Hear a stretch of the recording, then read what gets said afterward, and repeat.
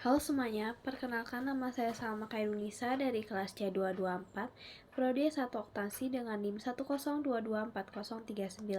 Di sini saya akan menjelaskan materi sistem transaksi keuangan digital bab 1 yaitu Revolusi Industri dan Revolusi Industri 4.0. Revolusi industri merupakan perubahan besar yang mengubah sistem ekonomi dunia dari yang semula berbasis pertanian menjadi ekonomi industri yang bergantung pada mesin. Perubahan ini dimulai di Inggris sekitar tahun 1750 sampai 1840 ketika James Watt menemukan mesin uap. Peristiwa ini menandai peralihan dari ekonomi pekerja menuju ekonomi berbasis industri, serta membawa pengaruh besar terhadap perkembangan sosial, ekonomi, dan teknologi di dunia. Revolusi industri mengubah Inggris dari negara agraris menjadi negara industri modern. Mesin-mesin menggantikan tenaga manusia dan hewan, mempercepat produksi dan meningkatkan hasil. Namun, perubahan ini juga menimbulkan pergeseran sosial, di mana banyak petani kehilangan pekerjaan dan berpindah ke kota untuk menjadi buruh pabrik. Secara ekonomi, didorong oleh berkembangnya perdagangan, lahirnya kewirausahaan, serta terjadinya sumber daya alam seperti batu bara dan biji besi di Inggris. Muncul paham ekonomi liberal yang menekankan kebebasan individu dalam berusaha secara sosial. Stabilitas keamanan Inggris pada abad ke-18 mendukung pertumbuhan industri meskipun kemudian menimbulkan urbanisasi dan peningkatan kriminalitas.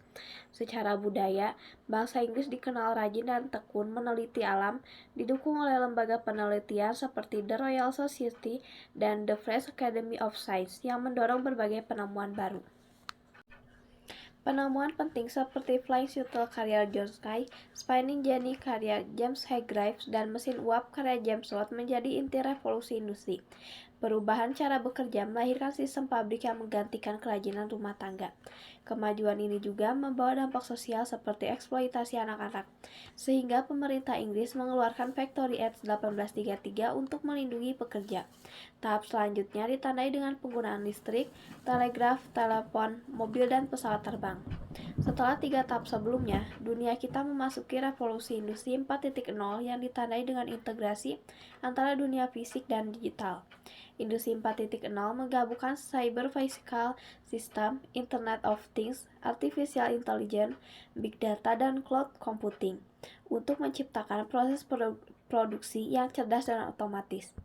Industri 4.0 menghubungkan manusia, mesin, dan data dalam satu ekosistem digital. Hal ini meningkatkan efisiensi, mempercepat pengambilan keputusan, dan menciptakan inovasi baru. Perusahaan yang menguasai teknologi digital memiliki keunggulan kompetitif, sedangkan yang lambat beradaptasi akan tertinggal. Inovasi disruptif adalah inovasi yang menggantikan teknologi lama dengan cara baru yang lebih efisien. Contohnya hilangnya wartel karena ponsel, runtuhnya Nokia setelah hadirnya iPhone dan Android, serta bangkrutnya Blockbuster akibat layanan digital seperti Netflix. Inovasi ini mengubah perilaku konsumen dan memaksa bisnis untuk terus beradaptasi. Revolusi industri modern membawa dampak positif seperti kemudahan akses informasi, efisiensi produksi, dan lapangan kerja baru bagi tenaga ahli. Namun juga menimbulkan resiko seperti serangan cyber, biaya investasi tinggi, urbanisasi, dan pencemaran lingkungan. Pemerintah Indonesia membuat program Making Indonesia 4.0 untuk mempercepat transformasi digital di sektor industri. Fokusnya pada 5 sektor utama: makanan, minuman, tekstil, otomotif, elektronik, dan kimia.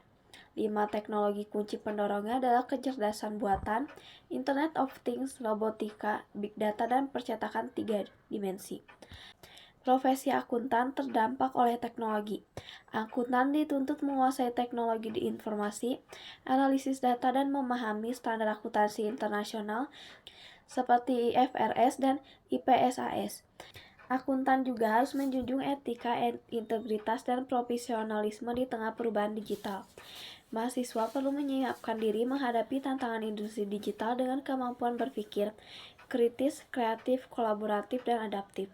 Model pembelajaran seperti problem solving, project-based learning, dan e-learning penting untuk mengembangkan keterampilan abad ke-21 dengan prinsip berpikir global, bertindak lokal, dan berkolaborasi internasional.